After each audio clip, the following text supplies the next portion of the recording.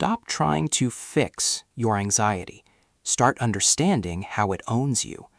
Most of us treat anxiety like an unwanted house guest, trying to shove it out the door with positive thinking or frantic distraction, only to find it sitting comfortably on the couch when we return. Unwinding Anxiety teaches us that anxiety is not a personal failure, but a habit loop etched into our neural circuitry. Like Pavlov's dogs, we have been conditioned to react to stress with worry, and that very worry provides a tiny, distorted reward of feeling like we are doing something, which cements the cycle. Think about your day. You feel a flicker of uncertainty about a work deadline, and immediately your brain pulls up a catastrophic scenario. Why? Because the brain prefers a painful certainty to an uncomfortable uncertainty. By labeling this as a habit loop, we take the first step toward breaking it. We aren't broken, we are just conditioned. In the coming parts, we will deconstruct the specific triggers that pull your strings, and more importantly, discover why your brain prioritizes this misery. You aren't just here to manage symptoms, you are here to rewrite the software of your mind. We are moving beyond temporary fixes into the realm of permanent neurological rewiring. It's time to move from being a victim of your thoughts to being a researcher of your own experience. Let's descend into the mechanisms that keep you trapped and find the hidden exit. If anxiety is a habit, then worrying is the behavior we perform to get a reward. But what is that reward? Why on earth would our brains reward us with stress? The answer lies in the primitive brain, the amygdala and the prefrontal cortex. When we face an uncertain situation, the brain screams for information to keep us safe. Worrying feels like problem solving, and the brain gets a tiny hit of dopamine for thinking. It's a trick. This is the more mechanism. The brain wants more data, more control, and more certainty. In this part, we connect the dots between your ancient survival instincts and your modern-day panic attacks. When you realize that your brain is just trying to protect you by keeping you in a state of hyper-alertness, you can begin to offer it something better than toxic worry. We will soon explore how mindfulness isn't just about sitting on a cushion. It is a clinical tool used to disrupt these dopamine loops. If you want to understand why you can't just stop thinking about it, you have to see the neurobiological machinery at work. Stay with me, because in the next section, we are going to learn how to map your specific personal habit loops. By identifying your unique triggers, you are effectively putting a mirror up to your shadow, and the shadow cannot survive the light of conscious observation. Now that you understand the why behind the brain's insistence on worrying, it is time for some investigative fieldwork. To break a habit, you must first catch it in the act. You have a trigger, a behavior, and a result. Maybe your trigger is an email notification. Your behavior is an hour of what-if catastrophic thinking, and your result is, well, usually just feeling more drained. In this chapter, we begin the practice of stepping out of the experience. Instead of being in the anxiety, we become the scientist observing the anxiety. When you feel the familiar tightness in your chest or the racing thoughts in your head, stop. Ask yourself, what is my trigger right now? And what am I getting out of this? This simple act of curiosity is the death knell for unconscious habits. By shifting from reactive feeling to objective mapping, you create space between the event and your response. This space is your freedom. It is where you regain your agency. Don't worry if you don't catch every habit loop immediately. We are building a new mental muscle. As we transition into the next part, remember that this mapping is the prerequisite for the real change. You are learning to see the wires inside the wall before you attempt to fix the electrical current. Now that you understand the why behind the brain's insistence on worrying, it is time for some investigative fieldwork. To break a habit, you must first catch it in the act. You have a trigger, a behavior, and a result. Maybe your trigger is an email notification. Your behavior is an hour of what-if catastrophic thinking, and your result is, well, usually just feeling more drained. In this chapter, we begin the practice of stepping out of the experience. Instead of being in the anxiety, we become the scientist observing the anxiety. When you feel the familiar tightness in your chest or the racing thoughts in your head, Stop. Ask yourself, what is my trigger right now? And what am I getting out of this?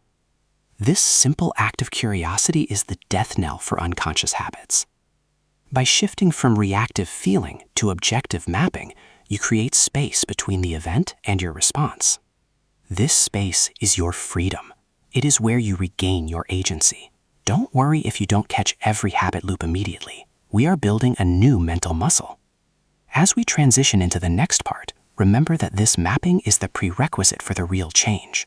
You are learning to see the wires inside the wall before you attempt to fix the electrical current. Most people believe that calm is the opposite of anxiety. They are wrong. The true antidote to anxiety is curiosity. When you are curious, you cannot be anxious. Anxiety is closed, rigid, and focused on the future. Curiosity is open, expansive, and focused on the now.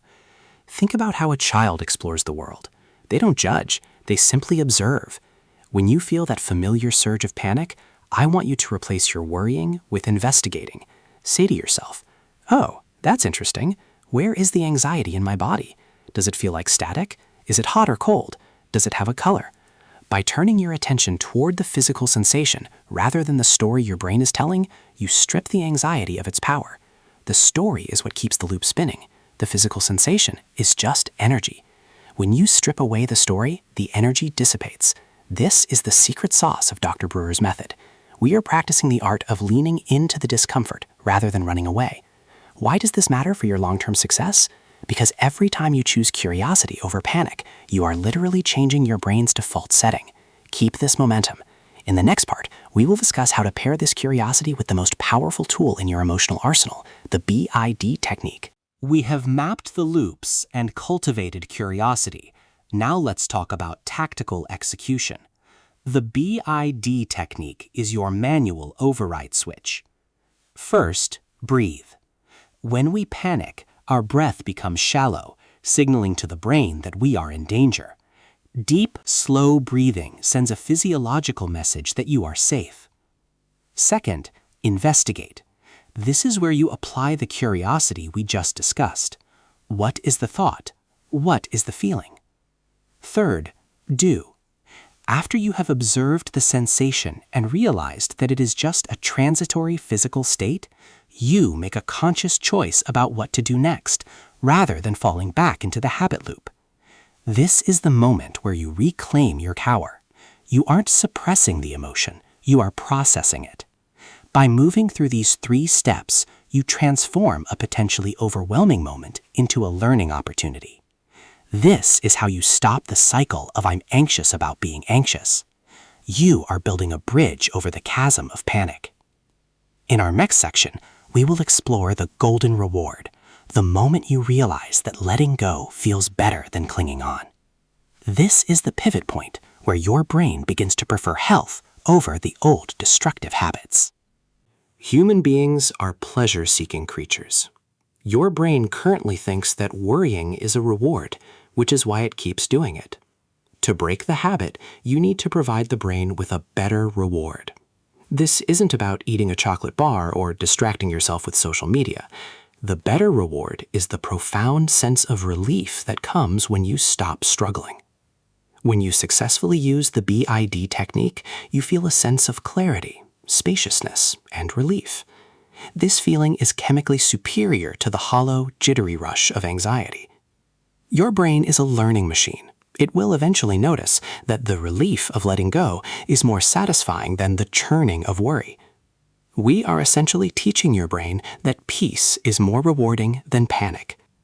It sounds simple, but it is deeply profound. Once your brain internalizes this, the habit loop begins to decay on its own. You won't have to try so hard anymore. You will simply start to naturally prefer the state of curiosity over the state of chaos. If you have been following along, you are now at the stage where your self-awareness is your greatest asset. Prepare yourself for the penultimate chapter, where we discuss how to apply this to the biggest stressors in your life.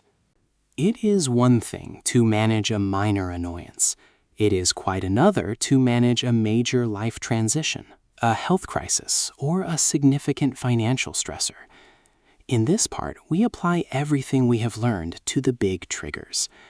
The key is to realize that the mechanism of the habit loop remains the same, regardless of the size of the problem. Whether you are worried about a global crisis or a missing set of keys, the neurological response is the same. By applying the same rigorous mapping, curiosity, and B.I.D technique to your big problems, you strip them of their intimidating size. You realize that you don't have to solve the whole problem in 1 second. You just have to manage your relationship with the present moment. This is how you move from anxious to resilient. You stop fighting the tide and learn how to swim with it. As we prepare to conclude this journey, reflect on how far you have come from the first part. You started by feeling like a prisoner to your thoughts. Now you possess the keys to your own cell.